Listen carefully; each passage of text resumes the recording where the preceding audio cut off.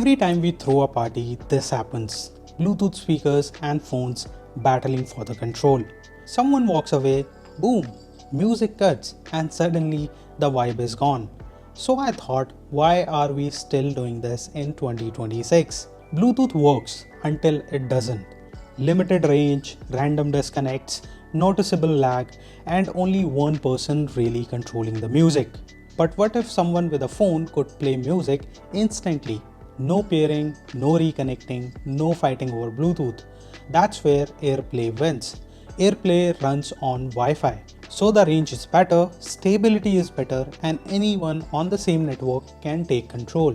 The problem is, good AirPlay receivers are expensive, so I decided to build my own.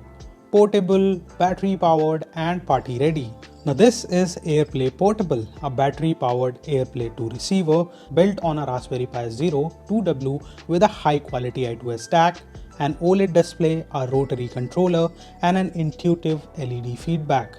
It turns any speaker into AirPlay speaker, old audio systems, cheap Bluetooth speakers, party rigs, even cars with aux input.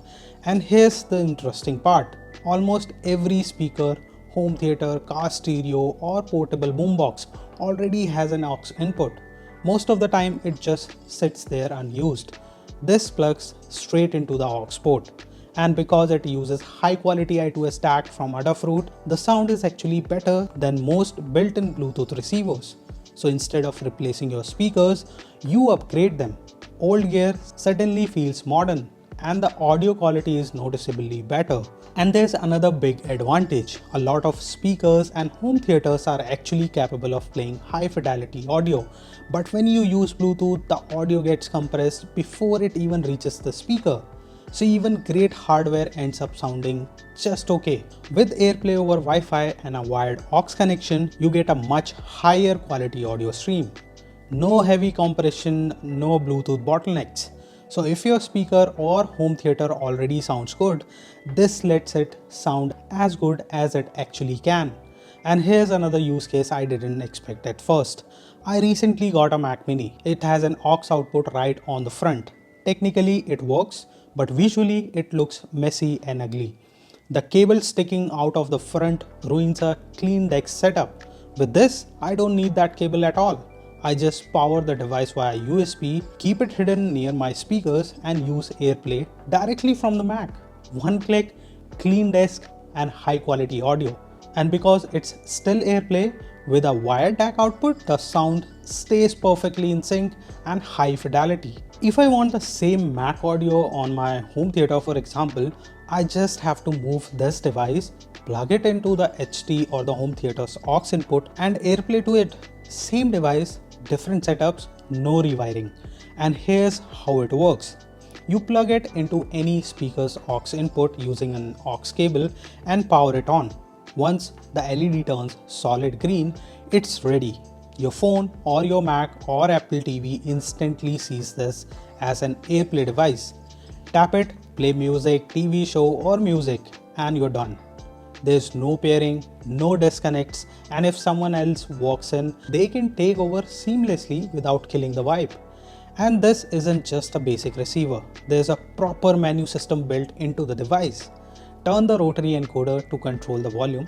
By default it does that. Press it to open the menus. From there, you can manage Wi-Fi, audio settings, LED behavior, sleep settings, power options, and all of this without a keyboard, without a screen, and without a SSH. The OLED shows live status and menus.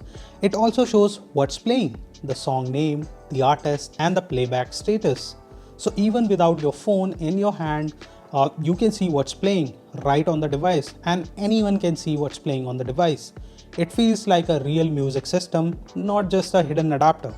And the LED colors tell you exactly what's happening, even from across the room. Now let's quickly talk about how this is built. Not boring schematics, just how everything fits together. At the core is the Raspberry Pi Zero 2W. It handles AirPlay, playback, networking, the UI, and the system services. For audio, I am using PCM5102 I2S DAC from Adafruit. It connects directly to the Pi, which means cleaner sound and lower latency than the USB audio. Now the power comes from a 3.7 volt lithium ion battery, with a TP4056 charger. The voltage is boosted to 5 volts for the Pi. There's also a physical power switch so the battery doesn't drain when the device is off. For control, there's a rotary encoder with a push button, a small OLED display and a WS2812 RGB LED for the system status. Solid green means ready, blinking green means streaming, amber during setup, red if something needs attention. The software also includes smart power management. There's CPU scaling, display sleep, persistent settings and safe shutdown at low battery. This is designed for real portable use, not just demos. All of this fits inside a custom 3D printed case and I designed it specifically for this build. Clean layout with some loose wires, but that's okay. But when packed, it actually looks like a finished product. But there's more. There's also a built-in web interface. From your phone or laptop, you can adjust device volume, manage Wi-Fi, change LED behavior and control power options all from a browser. So if you are taking it away with you, you can put it into a AP mode, set up the Wi-Fi and it's ready to go. And yes, it supports multi-room AirPlay 2 sync. You can build 2 of these or maybe 3, put them in different rooms connected with different speakers, play the same music in perfect sync and control volume independently in each space. You can also sync this perfectly with an AirPlay capable audio system. And this is where things get really interesting. Because everything already exposes the metadata and controls, this could be extended with a touchscreen display. Imagine a small touchscreen showing song name, artist, album art, connection status and volume setting at the top of your TV shelf or audio system. You could use touch to control volume, navigate settings, switch networks or manage multi-room playback. The phone would still control the music itself because that's how AirPlay is designed. But the device becomes a full-fledged AirPlay interface. That's something I'm seriously considering for a future version. Let me know if you are interested in that build. Now all the wiring diagrams, 3D files, the one command installer are already available on GitHub. Link and command is in the description. Just flash the Raspberry Pi OS Lite version SSH, then paste the command and press enter. For a detailed stepwise instructions, visit my GitHub repository and star it if you like my work. And if you are into DIY and IoT projects and you found this video helpful or useful, or interesting, hit that like button, subscribe and let me know what features you would add next to this project and what next project would you like me to build or work on. Thank you for watching. I'll see you in my next build.